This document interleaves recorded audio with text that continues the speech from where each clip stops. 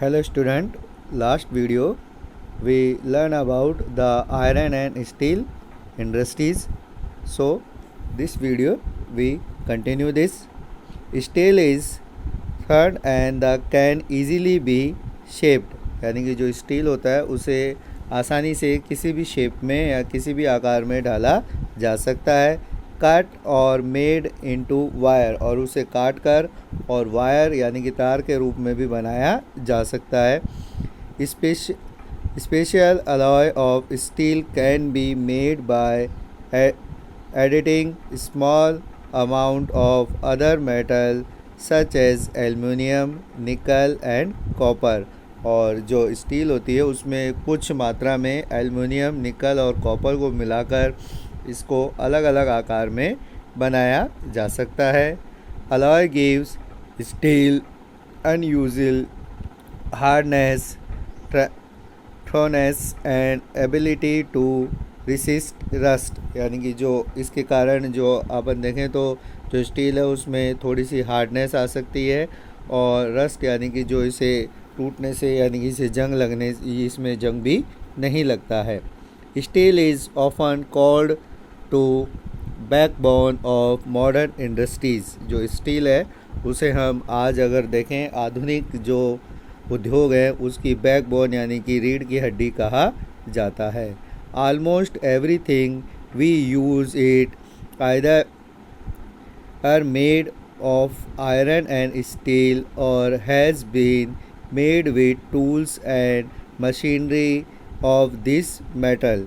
हम जो भी चीज़ें आज इस्तेमाल कर रहे हैं वो या तो आयरन या स्टील की बनी है, या उसे बनाने में जो मशीनें लगाई गई है, मशीनों का इस्तेमाल किया गया है, वो आयरन या स्टील के बने हुए होते हैं। शिप, ट्रेन, ट्रक्स और autos are made largely of steel. अगर हम देखें तो शिप यानी कि जो बड़े बड़े जहाज़ हैं, ट्रेन, ट्रक्स और जो हमारी जो व्हीकल्स होते हैं वो सभी चीज़ें हम देखें तो स्टील की बनी हुई होती हैं।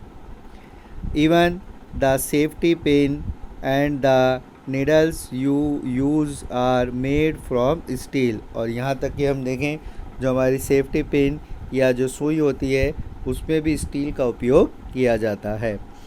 Oil well are drilled with steel machine. और जो ऑयल वेल यानी कि जो तेल के कुएं हैं उनको भी खोदने के लिए स्टील की मशीनों का इस्तेमाल किया जाता है। स्टील पाइपलाइन ट्रांसपोर्ट ऑयल, और स्टील पाइपलाइन से ही जो हम देखते हैं कि जो ऑयल होता है उसका ट्रांसपोर्ट यानी कि उसका यातायात के रूप में उसे काम में लेते हैं। Mineral and mind with steel equipment, यानी कि जो मिनरल्स होते हैं और जो जितने भी अगर हम माइंस होती है यानी कि जो मिनरल्स को खोदने के लिए जो खाने होती है उसमें भी हम देखते हैं कि जो स्टील के औजारों का इस्तेमाल किया जाता है। Farm machine are mostly steel, और जो हमारे जो खेती के रूप में जो काम में आती है मशीनें वो भी लोहे की या स्टील की बनी हुई होती है। Large buildings have steel framework, और जो बड़ी बड़ी इमारतें हैं उन्हें बनाने के लिए भी स्टील के ढांचे का इस्तेमाल किया जाता है। Before 80 AD iron and steel industries were raw material, power supply and running water very easily available. यानी कि 1800 ईस्वी से पहले अगर हम देखें तो आयरन और स्टील जो इंडस्ट्रीज़ थी वो ज़्यादातर कच्चे माल की उपलब्धता, पावर सप्लाई यानी कि विद्युत लाइट और रनिंग वाटर यानी कि जो बहते पानी के पास में ही ज़्यादातर स्टील मिलें लगाई जाती थी। Method and ideal location of the steel was near coal field and close the canals and railways. और उसके बाद में अगर हम देखें तो जो आयरन और स्टील इंडस्ट्रीज़ है वो ज़्यादातर जहाँ पे कोल यानी कि जो कोयला है वो आसानी से मिल जाता था, कोयले की जो क्षेत्र हैं वहाँ पर लगाई गई, जो या तो कैनल्स यानी कि जो नहरों के पास होते थे, और रेलवेज़ यानी कि जो यातायात की जो हमारी सुविधा है उसके पास में होती है। After 1950 iron and steel industry began to be located on large area of flat land near sea port. और 1950 के बाद में हम देखते हैं कि जो आयरन और स्टील इंडस्ट्रीज़ है वो लार्ज एरिया यानी कि बहुत बड़े क्षेत्र में, जहाँ पर फ्लैट लैंड यानी कि जो बिल्कुल मैदानी क्षेत्र होते हैं वहाँ पर लगाई गई, और नियर सी पोर्ट यानी कि जो बंदरगाह होते हैं उनके पास में इसको लगाया गया ताकि इसे एक स्थान से दूसरे स्थान पर आसानी से भेजा जा सके।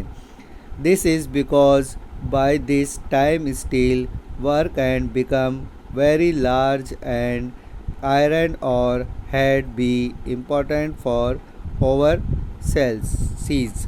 यानी कि अगर हम देखें, इसका कारण ये था कि जो सी पोर्ट के पास में इसलिए लगाई गई क्योंकि जो आयरन और यानी कि जो लोहा होता है, कच्चा लोहा होता है, वो बहुत भारी होता है और वो बड़ी मात्रा में ओवरसीज़ यानी पूरे जो वर्ल्ड है उसमें एक स्थान से दूसरे स्थान पर भेजा जाता है।